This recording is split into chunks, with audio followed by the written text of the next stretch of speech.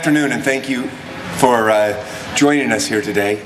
I am honored and pleased to introduce to you Governor Christie and his wife, Mary Pat. It's an honor to have Governor Christie campaigning with us, Nancy and I, today in Chicago, Springfield, and Peoria as we continue to take our message to the people of Illinois. The governor has proven himself as one of our nation's leaders as he has turned the state of New Jersey around. New Jersey facing many of the same challenges that Illinois faces, unemployment, high taxes, and overspending. Governor Christie has proven that you can balance the budget without raising taxes, and that in some cases states need to reduce the tax burden. In his case, it was to reduce the corporate income tax. In our case, it's to eliminate the sales tax on gasoline, eliminate the estate tax penalty, and reduce the fees that have burdened businesses and families throughout this state. He's proven that the job can be done if leaders are put in place to do it. And I am honored, as I said, and privileged to have Governor Christie and the example he has set in the state of New Jersey and throughout this nation join us here in our efforts in Illinois. Governor, thank you and welcome. Thanks, Bill. Good afternoon. I'm happy to be here.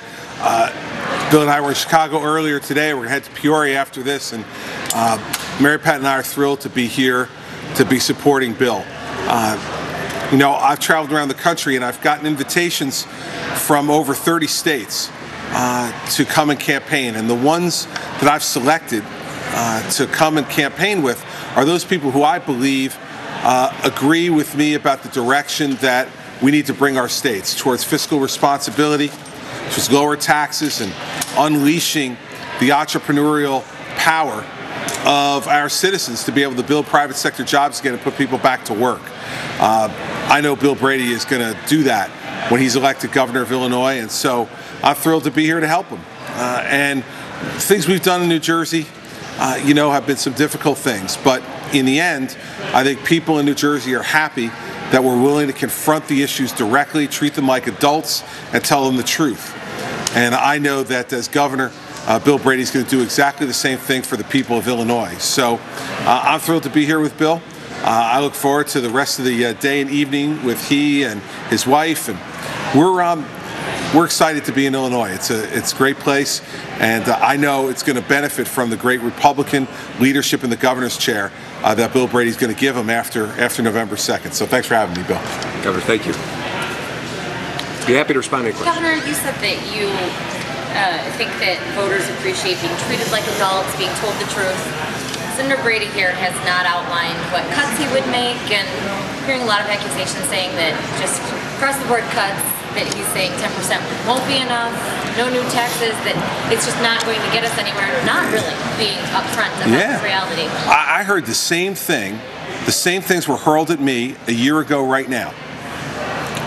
The Democrats and some members of the press were saying that I wasn't being specific enough. And what I said was, I am laying out for the people of New Jersey the direction that I'm going to take the state. And I'm not going to sit here now and talk about each and every specific cut and how it all adds up as if I'm a CPA putting together a ledger. That's not what people want from governors. And candidly, I'm really happy I didn't, because the problem that I found in New Jersey was much worse than my predecessor advertised, and anything I would have said specifically would have been thrown right in the garbage in January of 2010, and I would have to start back from scratch. So I will tell you that I heard the very same thing said about me a year ago. You go back and look at the press clippings, and they absolutely said the same things about me. What you need to know, and what the people of Illinois need to know, is what direction is the governor going to take them in.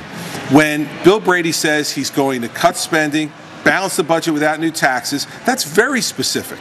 Now, each individual cut will be determined when he sees exactly what he finds when he gets here to Springfield and has to make those difficult decisions and has to consult with the legislature, who he's going to have to work with to get it done, as well as I did with the Democratic legislature in New Jersey. So that kind of thing is just the old gotcha game, either by members of the press or by members of the opposition, in my view. I went through it. I refused to hem myself in during a campaign. I think it was the right decision.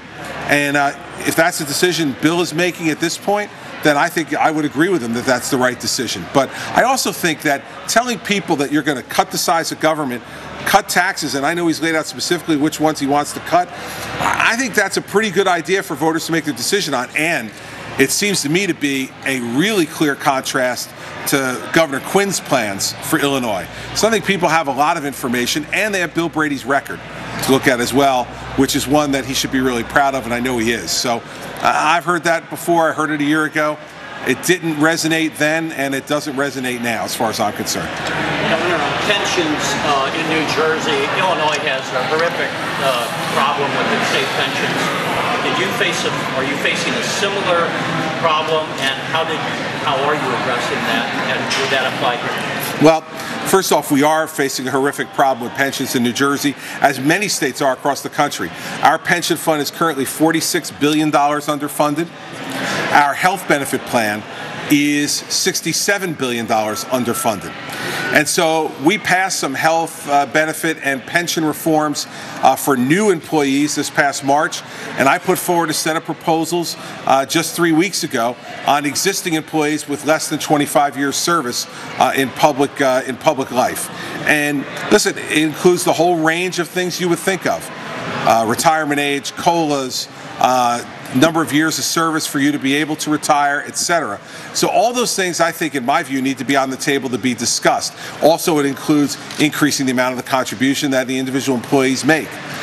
Keep in mind, though, regarding in our state, the state makes a contribution to the pension plan on behalf of employees in addition to their contribution. If our state made every nickel of the contribution we were actuarially required to make every year for the next 15 years, we'd go from $46 billion underfunded to $85 billion underfunded, because the benefits are so wildly out of control. So there's got to be a whole mix of things, in my view, that need to be done. I'm going to be negotiating that with my legislature over the course of the next few months. And so I don't know whether any of the things that we're doing in New Jersey would necessarily apply to the problems in Illinois, because each system is different. But, listen, we have to change the way these benefits are given out. We have to change the way people pay for them.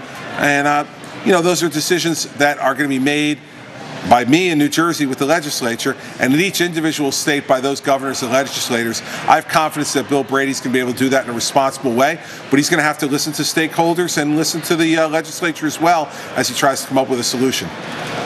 You skipped a pension payment in New Jersey. Is that a strategy explain why you decided to do that? Is that a viable strategy for Illinois? I don't know if it's a viable strategy for Illinois or not, and Governor Brady's going to have to make that decision come January. I'll tell you why I skipped the payment.